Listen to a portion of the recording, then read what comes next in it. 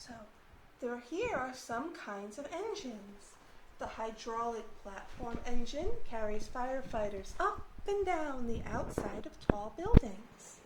The turntable ladder engine is used for rescuing people. It does not carry water or hoses. The rescue tender carries extra rescue equipment to any emergency. The foam tender carries foam, not water.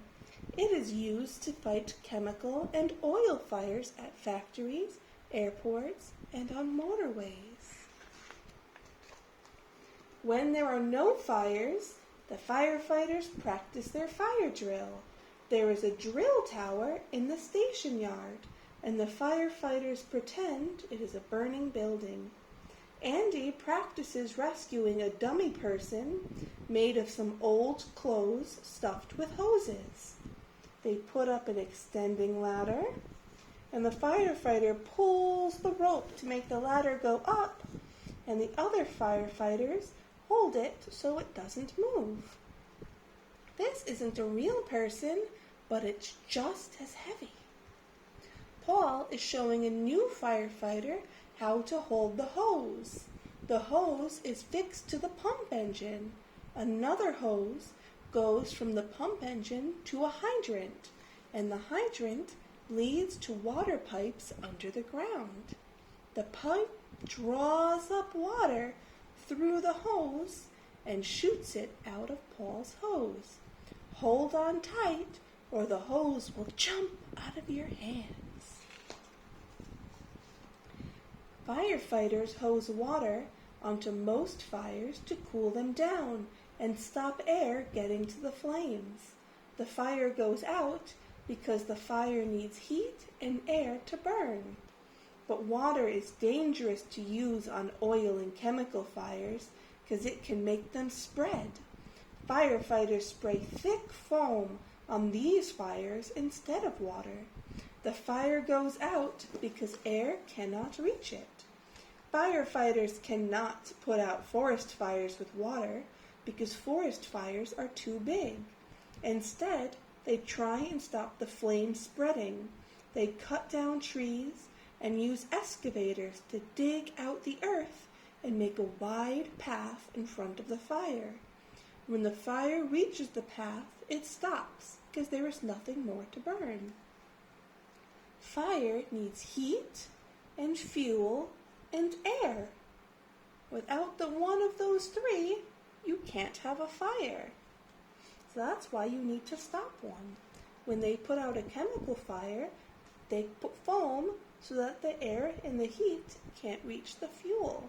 With a forest fire, they dig a deep pit so that way there's no more fuel for them to use. But when they fight normal fires with water, they stop the heat and sometimes the air, so just the fuel is left, which is the house. I beat out sparks that jump across the path in front of a forest fire. We wear protective suits if there are dangerous chemicals around.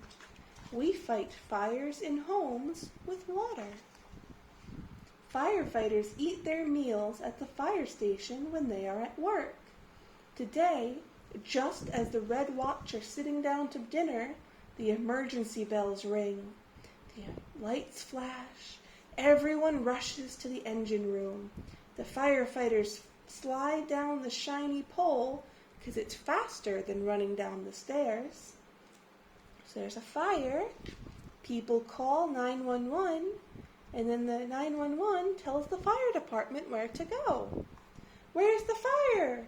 Bill runs to the watchroom to find out. He picks up the message that says where the fire is and tells everyone else. The firefighters kick off their shoes as they run to the engine.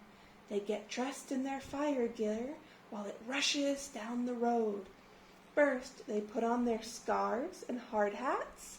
Then they put on their heavy rubber boots and waterproof trousers. The trousers will not burn because they are made of special fire-resisting plastic.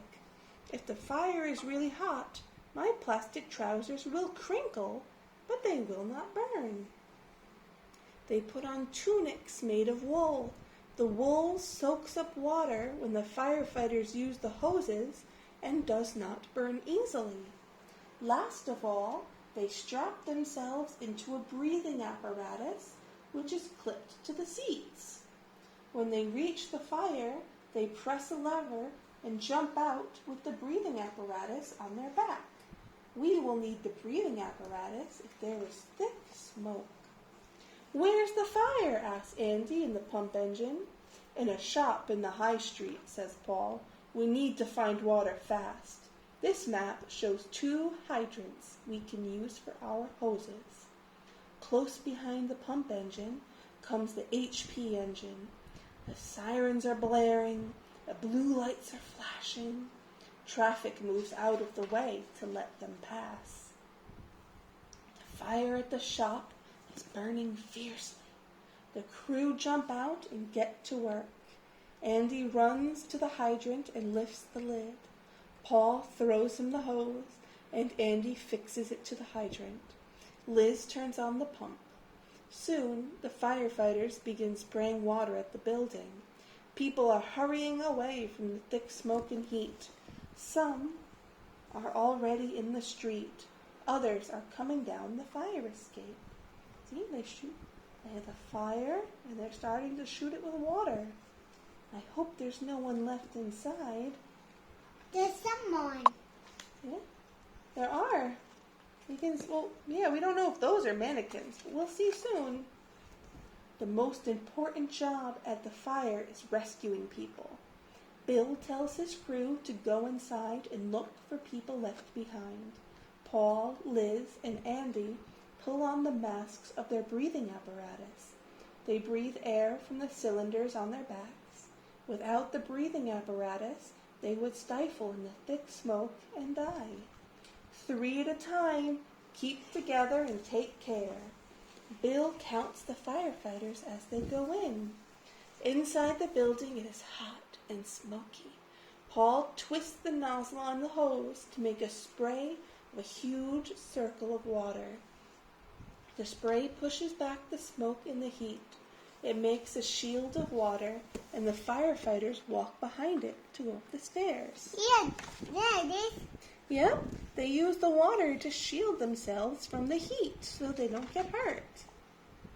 The firefighters open a door to the furniture department on the 2nd floor. The fire is hottest here, and the smoke and heat knock them back. Paul signals to the others, "Look in those rooms over there." The firefighters American? start to search. Is that American? No, they're British. American firefighters wear red. In one room, they find 2 people. Liz makes them crouch down near the floor where there is less smoke. Now they can breathe better. Paul looks down the street to see if the firefighters outside have seen them. The cage at the end of the HP ladder comes up towards them. A firefighter in the cage guides it close to the window, and Andy helps the trapped people to climb out the window and into the cage. When the people are safely inside, the firefighter uses the control in the cage to lower it to the ground. Excuse me, Alex. Yeah. Can you explain for people about they have to bend down? Yeah. So smoke rises towards the top. So if you're ever in a fire, you want to go low, low, low and crawl on the ground. That way you can just breathe the good air and you'll be safer. If you stay really tall and breathe the smoke, you can get very sick. Yes. Yeah. I cut this in my car. Exactly, yeah. Crawl just like that. Yes.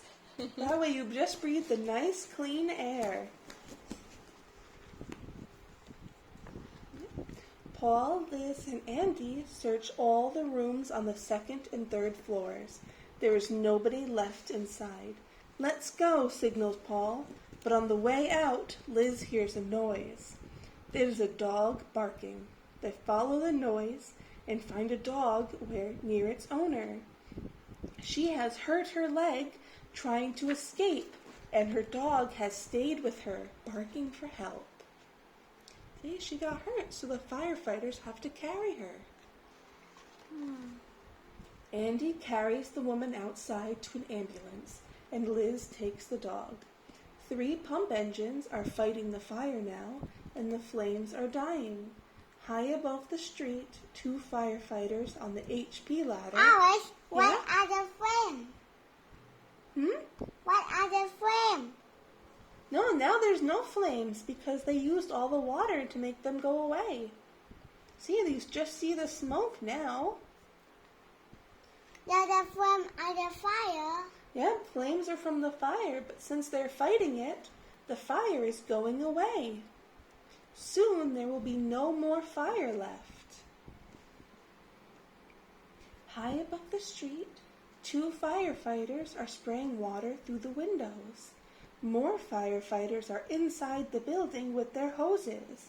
Sub-Officer Bill is talking about the fire to a radio reporter. Everyone's safe and the fire is under control. See, look how different it looks. I want to see. He's carry her. Yeah, they have to carry her because she got hurt.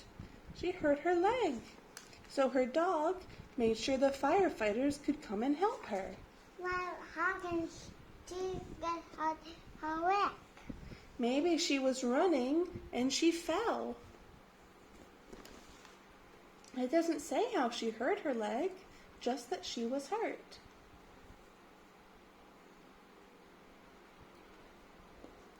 See, it looks like she twisted her ankle.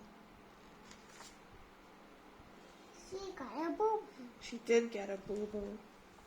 And see, look how different the fire looks before the firefighters and after.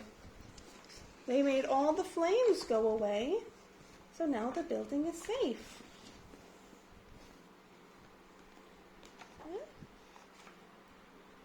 All the firefighters are tired and hungry, but before they can rest... I'm tired. I think you should go. Yeah, soon as this is... Before they can rest, they have more work to do. They have to clean the engine straight away to make it ready for the next fire call. Liz takes the breathing apparatus to be cleaned, refilled, and tested. Paul scrubs the sooty hoses, and Andy starts to clean the engine. They make sure that the clean engine is put back inside the fire engine. Now they can go to the canteen.